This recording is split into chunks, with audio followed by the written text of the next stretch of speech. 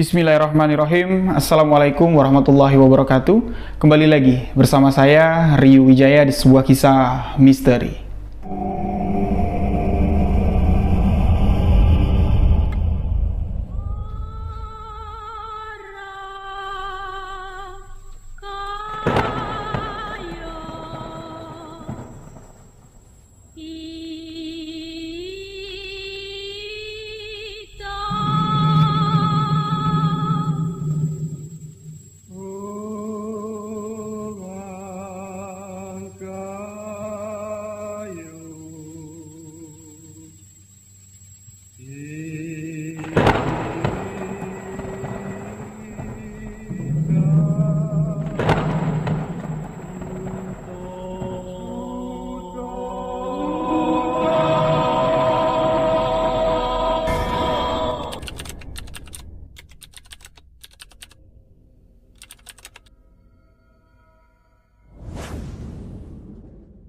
Habis sholat subuh, Mbak Ajeng nih nunggu. Ya, dia duduk. Nih kalau terang nanti, aku mau ngecek. Apa yang aku lihat tadi malam bener nggak? Kalau yang aku lihat tadi malam bener, pasti. Lubang itu terbuka. Ya, jadi Mbak Ajeng pun keluar. Setelah matahari terbit perlahan, di bagian belakang itu sudah mulai terang, Mbak Ajeng di sini memberanikan diri. Pergi ke belakang, melihat tempat yang dilihatnya tadi malam dan ternyata benar. Lubang itu seperti ada yang menggali. Dalam lubang itu, bekas darah yang sudah mengering dan meresap ke dalam tanah. Itu seperti ada yang menggali dan aromanya sangat busuk sekali. Mbak Ajeng sama sekali tidak berani mendekat ya. Dia cuma melihat ngelongok gitu aja. Mbak Ajeng pun di sini masuk lagi ke dalam kamar mengadu kepada suaminya. Mas, ayo mas, ikut aku. Kalau mas nggak percaya, apa yang kuceritakan benar-benar terjadi, lubangnya kebuka. Nah, lagi-lagi di sini suaminya Mbak Ajeng mengatakan, mungkin itu kucing atau musang kali. Udahlah, aku mau mandi, aku mau berangkat kerja.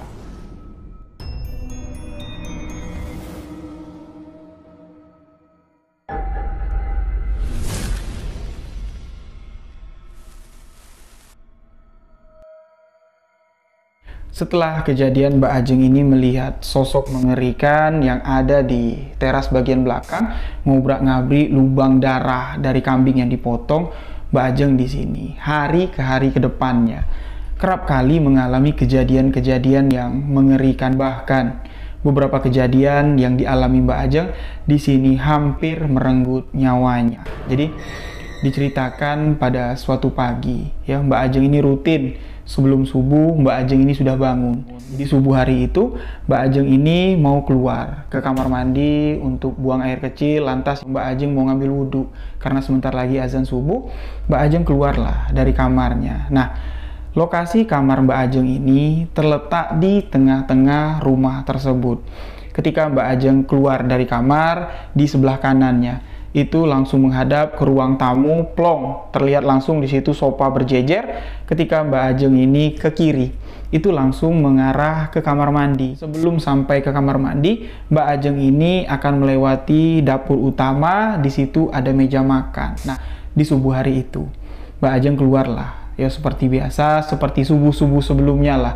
Mbak Ajeng keluar dari pintu kamar. Di sini dia langsung menuju ke arah kamar mandi. Tapi ketika beliau sampai di dapur utama atau di depan meja makan, Mbak Ajeng melihat sosok bapak mertuanya sedang duduk memangku tangan seperti ini. Dengan tatapan kosong menatap tajam ke depan, entah apa yang dipandangnya, entah apa yang dipikirkannya. Ketika Mbak Ajeng pas lewat di depan orang tua tersebut, Mbak Ajeng di sini menyapa, "Pak, udah bangun, Pak?" Tapi bapak mertuanya sama sekali tidak merespon, tidak bergeming. Dia tetap diam memangku tangan seperti ini. Mbak Ajeng yang cuma bisa memperhatikan, dia pun di sini lewat masuk ke kamar mandi. Setelah keluar dari kamar mandi, bapak mertuanya posisinya masih duduk di atas meja makan. Tapi ketika Mbak Ajeng lewat kedua, di sini dia tidak menegur, ya, tidak menyapa bapak mertuanya yang sedang duduk memangku tangan itu, karena dia berpikir, tadi aku tegur bapak nggak nyaut, mungkin bapak ini sedang mikirin kerjaannya, nggak enak lah kalau diganggu. Lantas di sini Mbak Ajeng lewat di depan orang tua tersebut.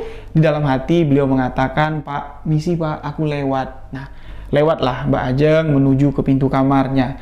Ketika Mbak Ajeng ini mau membuka pintu kamarnya, nggak tahu kenapa mata Mbak Ajeng ini menatap ke arah ruang tamu. Ketika Mbak Ajeng ini menatap ke arah ruang tamu, beliau melihat bapak mertuanya sedang duduk di sofa yang ada di ruang tamu tersebut. Jelas, Mbak Ajeng melihat itu adalah bapak mertuanya. Di sini beliau bingung, loh, kok bapak sudah sampai di depan? Perasaan tadi barusan bapak duduk di belakang, di meja makan. Mbak Ajeng di sini ingin memastikan lagi. Dia melongok ke arah ruang tamu. Loh, itu kan memang bapak. Jadi, yang di belakang itu siapa? Mbak Ajeng kembali membalikkan badannya untuk melihat ke arah meja makan. Ketika beliau melihat ke belakang, ke arah meja makan, astagfirullahaladzim, itu bapak juga duduk di meja makan.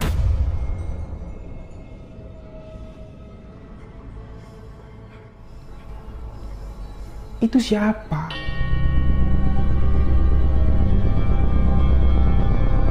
Siapa ini? Mbak Ajeng yang ketakutan. Dia langsung masuk ke kamar, sampai-sampai Mbak Ajeng ini lupa kalau dia ini sudah ada wudhu. Niat awalnya Mbak Ajeng ini mau menunaikan ibadah sholat subuh, dia langsung masuk ke dalam selimut. Beliau ketakutan. Karena apa yang dilihatnya ini sama sekali tidak wajar. Satu orang bisa berada di dua tempat dalam waktu yang sama.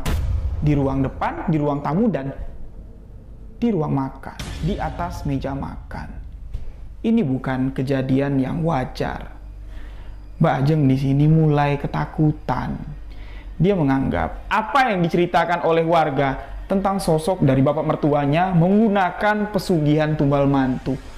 Mbak Ajeng yang sudah lama diwanti-wanti sama warga, hati-hati nak, kamu jangan terlalu dekat dengan bapak mertuamu. Ketakutan Mbak Ajeng pun di sini mulai memuncak. Tapi ketika Mbak Ajeng ini mulai sedikit sadar dengan apa yang dilakukan oleh bapak mertuanya, seolah-olah maut menghampiri Mbak Ajeng. Beberapa kejadian yang dialami oleh Mbak Ajeng ini hampir merenggut nyawanya, seolah-olah bala petaka itu mendatangi Mbak Ajeng. Pada suatu sore, Mbak Ajeng yang tengah mempersiapkan makanan untuk santap malam. Kondisinya di dapur Mbak Ajeng sendirian. Jadi, dapur di rumah itu boleh dikatakan ya, Mbak Ajeng bilang rapi. Susunan dapurnya sangat rapi sekali. Rak-rak piring tertata rapi. Wajan, kuali itu tersusun rapi. Bahkan di sini ada satu khusus tempat untuk menaruh pisau. Yo, pisau potong yang ukurannya besar untuk memotong daging, ayam atau ikan, pisau untuk sayur-sayuran, untuk motong buah, itu lengkap di sana disusun. Ketika Mbak Ajeng ini selesai yo, mencuci sayuran yang akan dimasak, pisau-pisau yang ada di rak itu tersusun rapi. Nah, ketika Mbak Ajeng lewat, semua pisau yang tersusun rapi itu seolah-olah ada yang melempar. Mbak Ajeng yang lewat, pisau itu seolah-olah mengejar Mbak Ajeng ya. Mbak Ajeng ketakutan di sini. Dia ngelak. Kalau Mbak Ajeng nggak cepat ngelak pada sore hari itu, mungkin kalau kena bagian tangan Mbak Ajeng, itu akan menyebabkan luka yang sangat parah sekali. Dan yang ditakutkan Mbak Ajeng, kejadian sore itu, salah satu pisau yang khusus untuk belah daging atau untuk daging lah. Yang pisaunya itu tajam sekali. Pisau itu kayak ada yang melempar. Melompat ke arah Mbak Ajeng, itu arahnya ke bagian perut dari Mbak Ajeng. Untung Mbak Ajeng ini sigap, dia lekas mengelak. Kalau telat selangkah aja mungkin pisau itu sudah menancap di bagian perut Mbak Ajeng. Tapi kejadian seperti itu masih dianggap Mbak Ajeng ini wajar. Mungkin kecelakaan atau mungkin Mbak Ajeng ini nggak sengaja ada barang yang kesenggol, nyentuh dari rak untuk menyimpan pisau, jadi pisau itu berhamburan keluar. Jadi itu masih wajar lah Mbak Ajeng pikir. Nah, kejadian selanjutnya, peristiwa yang hampir merenggut nyawa Mbak Ajeng. Mbak Ajeng yang setiap pagi ke pasar itu dia bawa motor. Nah, di pagi hari itu, ketika Mbak Ajeng ini menuju ke pasar di jam 7, jalan menuju ke pasar ini ramai, orang pergi ke kantor, pergi nganter anaknya sekolah. Jadi lalu lintas cukup padat dan cukup berbahaya lah. Nah, di keramaian sebelum sampai ke pasar, sepeda motor yang dibawa Mbak Ajeng dari rumah. Awalnya nggak ada trouble, remnya semuanya bagus, rem depan bagus, rem belakang bagus, gasnya pun normal, nggak nyangkut. Tapi nggak tahu kenapa ketika di jalan raya sebelum Mbak Ajeng ini sampai ke pasar, jadi ada kerumunan lah, kayak macet kayak gitu ya, kayak pertigaan kayak gitu. Jadi ada yang masuk dari kiri, ada yang mau nyebrang, jadi lalu lintas padat macet. Sepeda motor yang dikendarai Mbak Ajeng ini dari kejauhan itu yo kecepatannya sudah dikurangin sama Mbak Ajeng, tapi ketika Mbak Ajeng nginjak rem, seolah-olah rem motor itu blong dan nggak tahu kenapa gas motor itu melaju dengan cepat. Hampir orang-orang yang sedang nunggu buat nyebrang, ya, hampirlah kemacetan itu dibablas, ditabrak oleh Mbak Ajeng. Tapi alhamdulillah Mbak Ajeng di sini masih diberi perlindungan oleh Allah Subhanahu wa taala. Beberapa meter sebelum Mbak Ajeng ini menabrak orang-orang yang sedang mengantri mau nyebrang, motor-motor, mobil-mobil yang macet di tengah jalan ini, alhamdulillah bagian rem depan dari motor Mbak Ajeng ini itu bisa pakem dan Mbak Ajeng pun bisa selamat. Memang kejadian itu membuat jantung Mbak Ajeng berdebar sangat kencang sekali. Bahkan orang-orang yang ada di TKP itu bingung, loh kok anak ini orang macet kok mau ditabrak, sampai-sampai ada yang ngomong kayak gitu. Nah, kejadian itu udah nggak dianggap Mbak Ajeng wajar, karena motor yang sehari-hari digunakan Mbak Ajeng itu selalu dirawat, selalu diservis. Tapi nggak tahu kenapa di pagi itu remnya tiba-tiba blong dan gasnya nancep sendiri. Dengan kejadian-kejadian yang cukup membuat Mbak Ajeng ini tertekan, bahkan hampir merenggut nyawanya, mengancam keselamatannya, Mbak Ajeng pun di sini mengutarakan niat hati kepada suaminya.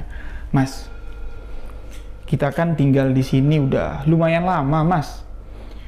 Masa iyo kamu ndak berpikir kalau kita ini mau rumah tangga sendiri, tinggal sendiri, nggak numpang sama bapak ibu?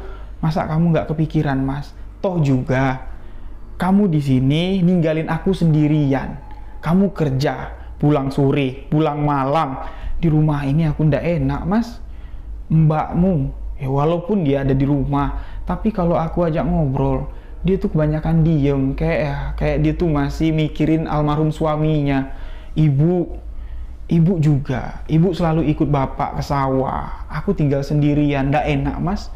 Kalau aku tuh lagi berduaan sama abangmu, yo nggak enak. Warga juga bilang, yo masa iya kamu tinggal di rumah mertua terus, ajaklah suamimu pindah.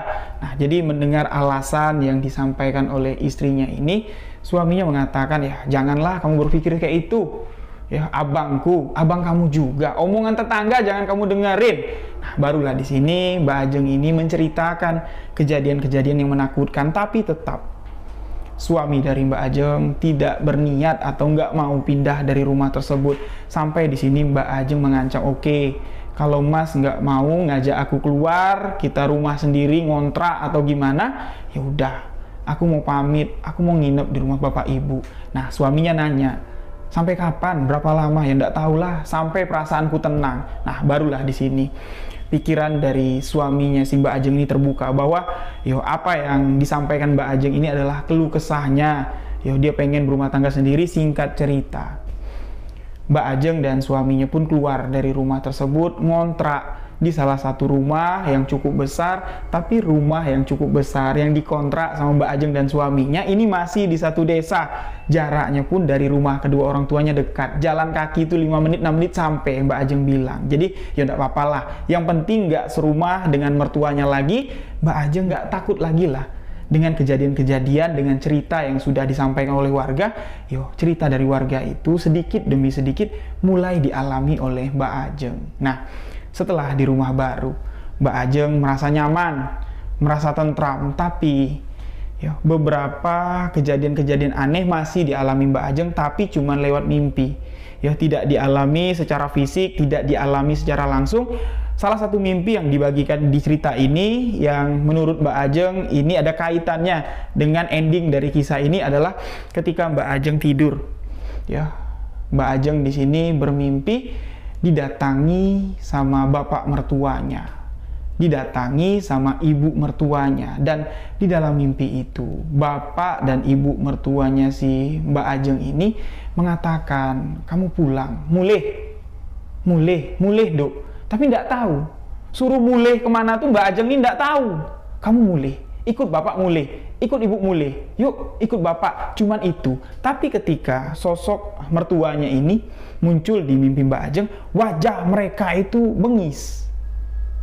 Bapak mertuanya ini memang jarang senyum, ya, orangnya seriusan, dan di mimpi itu wajahnya lebih bengis lagi, matanya melotot, keningnya mengkerut sambil mengatakan, mulih, ikut bapak mulih, ayo dok, ikut bapak mulih, ayo ikut. Nah, Mbak Ajeng yang kaget ya di dalam mimpi itu dia terjaga.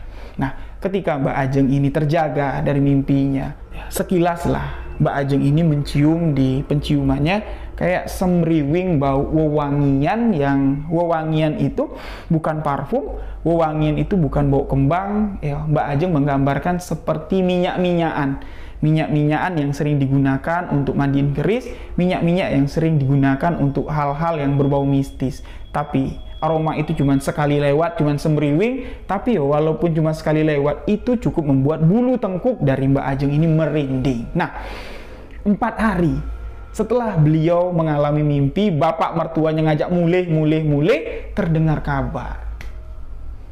Pagi-pagi sekali, tetangga dari Mbak Ajeng ini gedor-gedor pintu. Tok. Jeng, bangun Jeng, bangun, suamimu mana? Mbak Ajeng yang sudah bangun dari subuh, lantas di sini buka pintu. Mbak Ajeng lihat, baru jam 5:30. Ada apa pak? Kamu pulang sekarang, ajak suamimu pulang. Memangnya kenapa? Bapak mertuamu meninggal dunia. Otomatis di sini Mbak Ajeng kaget loh. Kok meninggal? Mas, suami Mbak Ajeng masih tidur. Jadi dibangunin lah suaminya yang kaget ya, baru bangun tidur, mendengar kabar duka, otomatis di sini dia langsung bongkar dari tempat tidur, mengajak Mbak Ajeng untuk pulang ke rumahnya. Yang mana jarak rumahnya ini kan nggak jauh. Mereka berjalan sampai ke rumah, dan sesampainya di rumah ternyata abang dari suaminya Mbak Ajeng dan mbak dari suaminya Mbak Ajeng, mereka di sini belum melihat jenazah bapaknya. Jenazah bapaknya itu masih di dalam kamar, pintu kamar itu masih tertutup. Ibu dari suaminya Mbak Ajeng mengatakan, nanti tunggu adikmu, baru kita buka pintunya, kita lihat sama-sama kondisi dari almarhum ayah kalian. Nah, jadi di sini mereka sudah berkumpul. 3 beradik sudah berkumpul, ditambah di situ ibunya, ditambah di situ Mbak Ajeng. Mereka berlima masuk ke dalam kamar. Sesampainya di dalam kamar, Mbak Ajeng melihat dengan mata kepalanya kematian dari bapak mertuanya ini, ya, digambarkan Mbak Ajeng ya kayak nggak wajar. Bagian lidahnya itu menjulur, bagian matanya terbuka, dan ketika Mbak Ajeng mendekat, dia melihat di bagian lehernya ini kayak ada lebam, kayak ada bekas biru ya, seolah-olah kayak lehernya itu dipukul dengan benda keras atau lehernya itu dipatahin seperti itu. Mbak Ajeng di sini melihat kematian itu tidak wajar. Tapi menurut cerita dari ibu mertuanya menyampaikan kepada anak-anaknya bahwa sebelum tidur bapakmu baik-baik saja, bapakmu tidak apa-apa. Nah, ibu juga tidak tahu. Nah, subuh-subuh ibu bangun, kondisi bapakmu sudah seperti ini. Anak pertama mengatakan, ayo bu, kita bawa ke rumah sakit, kita visum. Ya, kita kan mesti tahu apa yang menyebabkan bapak meninggal dunia. Tapi di sini ibu mertua dari si Mbak Ajeng menolak keras. Ya udahlah, buat apa lagi, buat apa juga kita bawa ke rumah sakit, toh bapakmu juga sekarang sudah meninggal. Sekarang kita gimana caranya memperlakukan jenazah ini sebaik mungkin. Jadi kabarinlah warga-warga sekitar, jenazah bapakmu harus dimakamkan siang nanti. Nah, singkat cerita di sini prosesi pemakaman dari almarhum bapak mertuanya si Mbak Ajeng pun dilakukan. Nah, beberapa kejanggalan dan beberapa kejadian aneh pun dialami oleh orang yang menggali kubur. Jadi di kampung itu ada sebuah pemakaman umum, jadi liang lahatnya sudah disiapkan lah, sudah digali. Tapi menurut cerita dari si tukang gali kubur, ketika penggalian dari liang lahat bapak mertuanya Mbak Ajeng ini, mereka di sini banyak sekali menemukan serpihan tulang dan tengkorak dari kera. Seperti kayak tanah yang digali, itu sebelumnya itu menjadi lubang ya untuk mengubur kera yang banyak. Ketika digali, dapatlah bagian kayak bagian tangan, digali lagi, ada bagian batok kepalanya, dan ketika dikumpulin, itu adalah tengkorak atau bagian tengkorak lah dari seekor kera. Menyerupai manusia, tapi itu bukan manusia, itu adalah kera. Nah, dari cerita dari tukang gali kubur ini berkembanglah sama warga-warga setempat. Di sini mereka baru bisa membuktikan yang tadinya mereka cuman beropini, menganggap kalau bapak mertua dari Mbak Ajeng ini pelaku ritual pesugihan, dan ketika dia meninggal, sedikit demi sedikit ritual pesugihan yang disembunyikannya selama ini mulai terbongkar. Salah satunya ketika orang menggali kuburannya. Mustahil di tanah tempat pemakaman umum itu dibuka. Sudah banyak, sudah puluhan bahkan ratusan lah kuburan digali. Ketika menggali kuburan yang lama-lama, nggak pernah menemukan kejadian seperti itu. Ketika digali, di dalam tanah itu banyak tengkorak kera. Nah, prosesi pemakaman pun selesai. Jenazah diturunkan ke bawah. Seperti biasalah, adat istiadat tradisi di daerah tersebut. Malamnya pun diadakan acara yasinan untuk mendoakan almarhum yang meninggal dunia. Jenazah dimakamkan ba'da zuhur. Jadi dari ba'da zuhur, warga-warga, ibu-ibu, bapak-bapak, semuanya membantulah untuk membereskan rumah. Ada yang belanja, ada yang masak, ibu-ibu. Mereka mempersiapkan makanan untuk acara yasin malam. Ketika prosesi pemakaman, ibu mertua dari si Mbak Ajeng ini sehat walafiat. Yo, sehat lah, nggak ada lah istilahnya itu yo sakit-sakit badan, sesak napas tuh nggak ada. Cuman terlihat kesedihan yang sangat mendalam sekali, wajar. Siapa yang nggak sedih ketika suami meninggal dunia? Nah, ba'da zuhur, mereka semua kembali ke rumah. Setelah acara prosesi pemakaman selesai, mereka beres-beres, termasuk di sini Mbak Ajeng bantuin apa yang dikerjain sama ibu mertuanya. Misalnya ngangkat-ngangkat piring, Mbak Ajeng bantuin. Bu, sini bu, biar Ajeng aja yang ngangkat. Nah, Mbak Ajeng terus ngikutin kemana gerak-gerik atau apa yang dilakukan ibu mertuanya sebelum azan asar berkumandang. Ketika ibu Mbak Ajeng ini keluar dari kamar menuju ke dapur untuk bantu-bantu orang-orang yang ada di dapur, di tengah-tengah rumah, ibu mertua dari Mbak Ajeng ini tiba-tiba jatuh. Wah, di depan mata kepala Mbak Ajeng. Orang-orang yang ada di sana kaget. Mereka berteriak histeris, "Kenapa? Kenapa ini? Ada apa? Cepat bawa ke dokter!" Ibu mertua Mbak Ajeng yang sudah tidak berdaya lagi, ya, dibopong lah, dibawa masuk mobil, dibawa ke rumah sakit. Namun sesampainya di rumah sakit, ibu mertua dari Mbak Ajeng meninggal dunia. Dokter mengatakan terkena serangan jantung. Di hari itu, mertua dari Mbak Ajeng meninggal dunia, bapak mertuanya meninggal pagi hari, dan ibu mertuanya meninggal di sore hari sebelum azan asar berkumandang. Karena waktu masih sempat untuk melakukan prosesi pemakaman, ya, di sore hari itu juga jenazah almarhumah ibu mertua dari Mbak Ajeng ini dimakamkan. Ya, dimakamkan di sebelah makam dari bapak mertuanya. Ketika penggalian makam ibu mertuanya, di sini tidak mendapatkan satu keganjilan apapun. Tanahnya bersih, gampang pula digali. Nah, setelah jenazah dimakamkan di malam itu, mereka membacakan yasin, membacakan tahlil untuk dua orang yang meninggal dunia di hari yang sama, sepasang suami istri. Nah, setelah acara nuju hari, ya, kamar bekas almarhum bapak, kamar bekas almarhumah ibu dari suaminya Mbak Ajeng ini tertutup rapat. Nah, setelah hari ketujuh, abang tertua ya dari suaminya Mbak Ajeng ini manggil adiknya. Mereka berkumpul di rumah itu.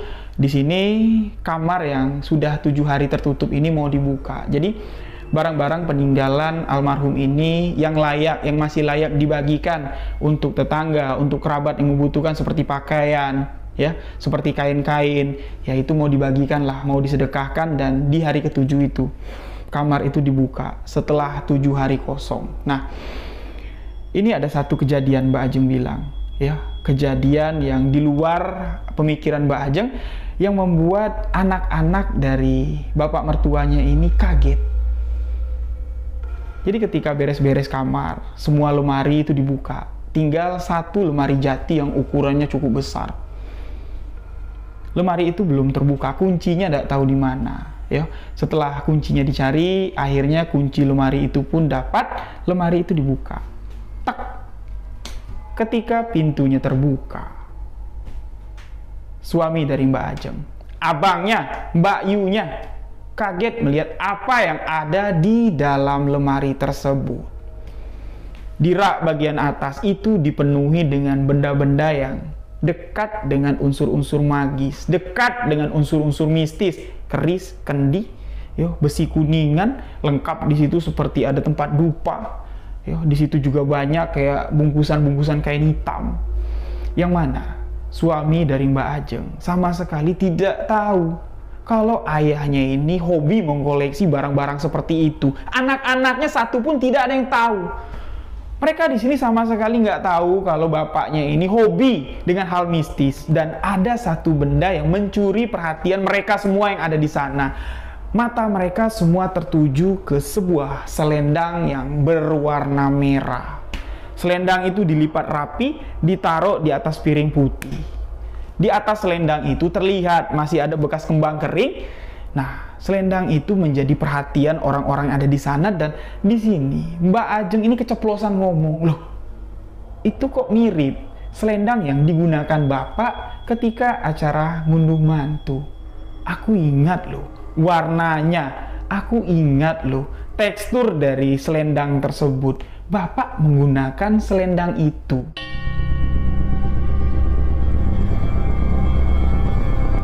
Yang dikatakan Mbak Ajeng ini, ini disautin juga sama abangnya, suami dari Mbak Ajeng. Dia juga mengatakan, "Loh, bener loh kamu, Dek.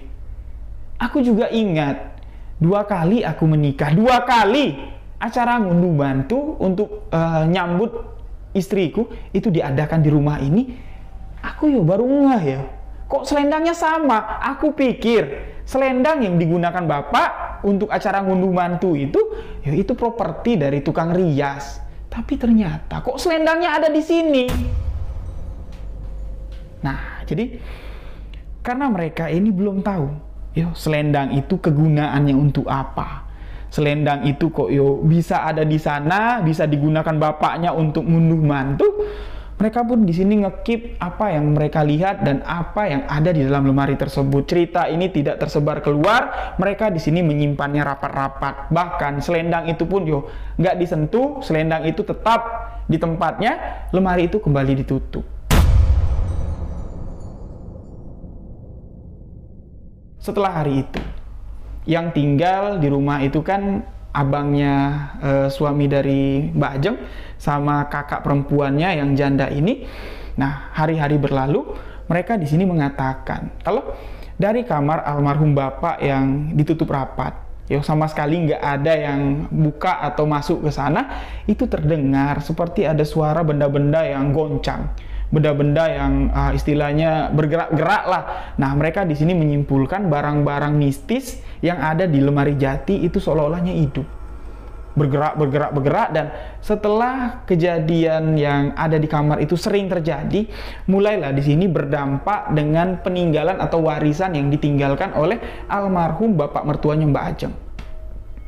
Setelah kematian bapak mertuanya Mbak Ajeng, lahan pertanian yang luas, sawah yang luas, ternak yang banyak, ini kan nggak ada yang ngurus. Suami Mbak Ajeng itu profesinya kerja kantoran. Abang ipar Mbak Ajeng di sini punya bisnis sendiri juga.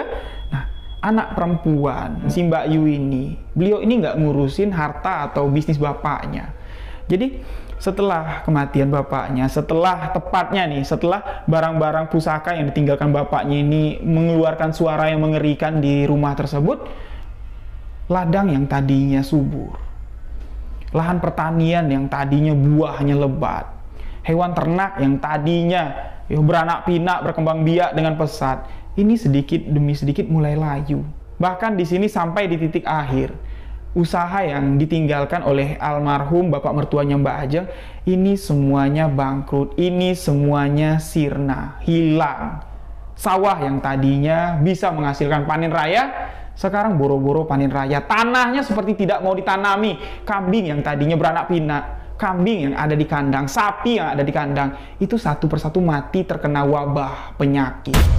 Dan rumah peninggalan almarhum bapak mertuanya Mbak Ajeng ini ditinggalkan oleh kedua anaknya. Abang, ya, anak pertama dari keluarga tersebut, beliau di sini memutuskan untuk keluar dari rumah tersebut dan menikahi seorang perempuan, istri ketiganya. Dan Mbak Yu, kakak perempuan dari suami Mbak Ajeng, di sini dia mulai membuka hati dan akhirnya menemukan laki-laki yang tepat. Dia bisa melupakan masa lalu suaminya meninggal dengan cara yang sangat tragis, kesetrum. Dia bisa melupakan itu dan menikah. Mereka pun di sini menjalani rumah tangganya masing-masing di luar rumah peninggalan tersebut. Rumah itu ditinggalkan, tapi tidak sepenuhnya ditinggalkan. Ya, jadi kalau terlihat rumah itu sudah kotor, ya rumah itu dibersihin lah. Mereka gotong royong, kumpul semua di sana untuk bersih-bersih. Dan pada suatu ketika mereka sedang gotong royong bersih-bersih, mereka semua kumpul. Abang sudah bawa istrinya, Mbak Yu sudah bawa suaminya. Ketika menjelang maghrib, Mbak Ajeng di sini kembali melihat sosok bapak mertuanya duduk di ruang belakang, tepatnya di meja makan, dan terlihat lagi sosok itu sedang duduk di ruang tamu.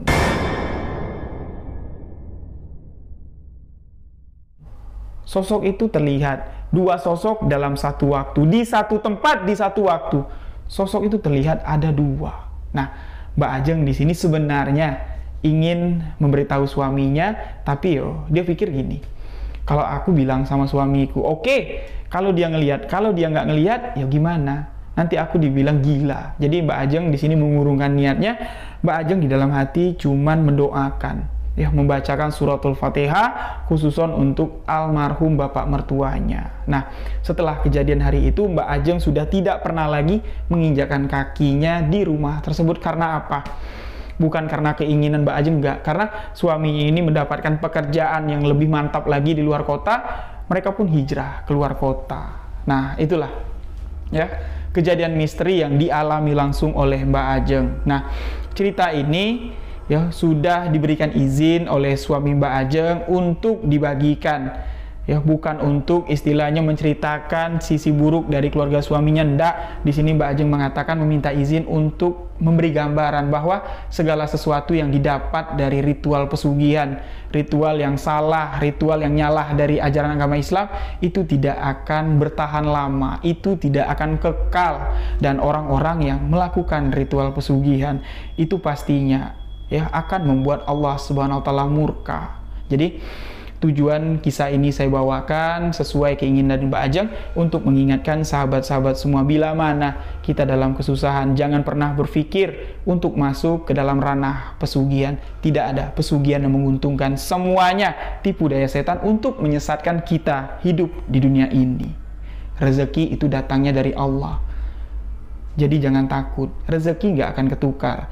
Dimana kita hari ini berusaha, insya Allah akan memberikan rezeki sesuai porsi yang kita dapat hari ini. Cukup untuk makan, alhamdulillah. Itu adalah sebuah rezeki yang sangat mulia sekali. Demikian sebuah kisah misteri kali ini. Mohon maaf jika ada salah ucap, salah kata dalam penyampaian kisah ini.